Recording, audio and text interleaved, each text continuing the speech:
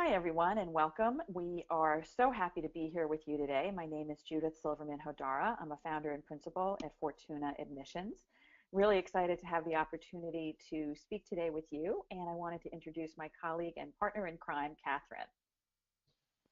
Hi, I'm Catherine Tuttle, an expert coach at Fortuna, and previously spent 5 years at Duke University's Fuqua School of Business as a program director there. So happy to be here and look forward to talking with you. So we wanted to talk a little bit today about how to make the most out of your first month of your MBA program. We know many of you are hard at it, boning up on your math backgrounds and getting back into the classroom mode. We're guessing that more than just a few of you have been out of the academic world for quite a while. So wanted to chat a little bit with Catherine about some pointers and things to think about as you are easing back into life as a graduate student.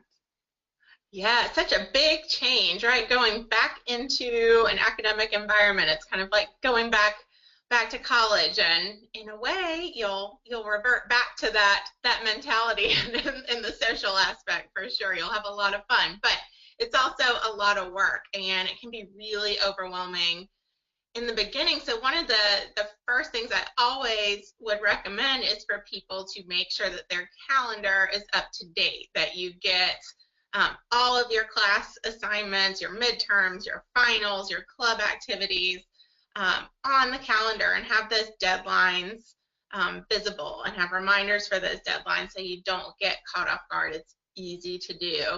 And on that calendar, there's two things I want you to add in that I think are really important. One, I would suggest adding in time for your career search. Treat it like a class. It is going to take a lot of time and effort.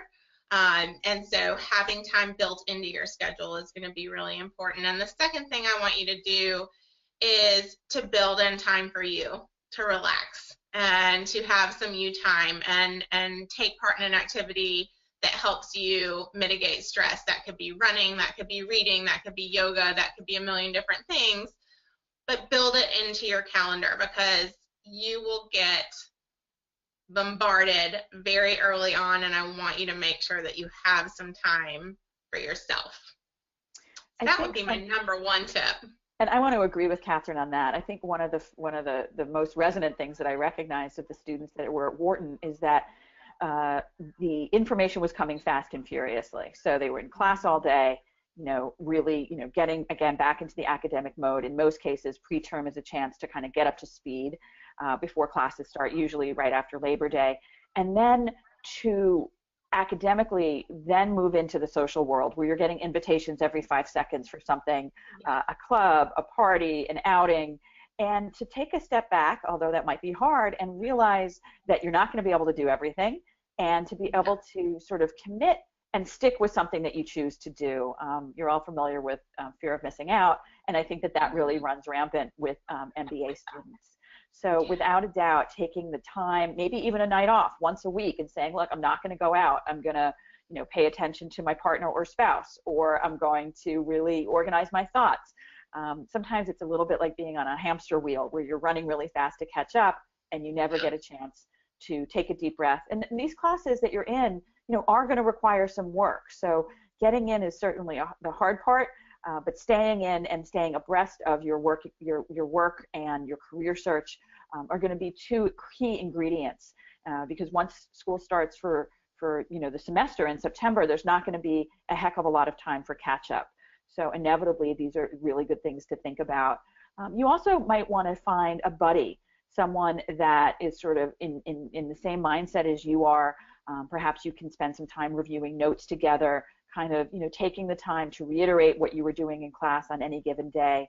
And although many schools will have learning teams already set up, it's a great way for you to connect with one person that perhaps is experiencing the same kinds of things that you are.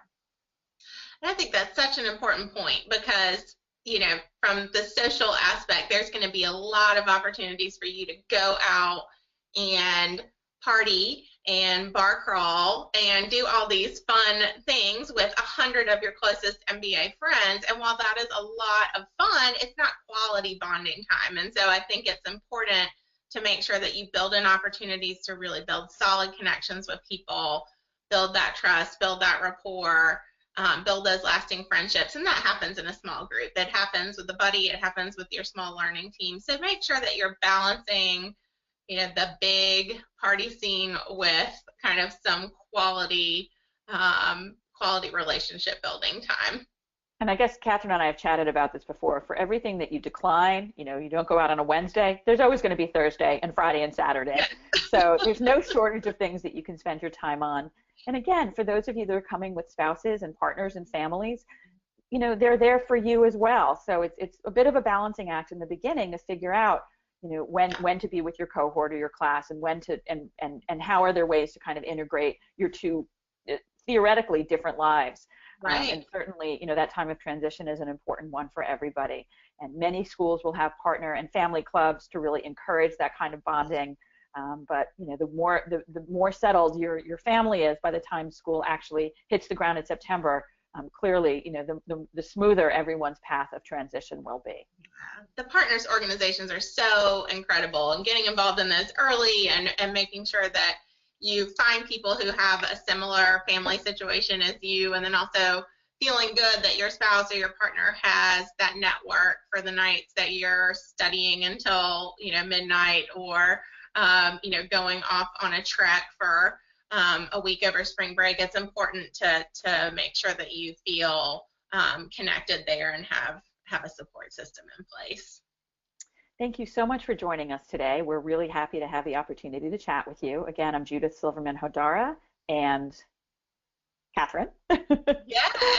And we look forward to talking with you again soon. Thanks so much. Thanks.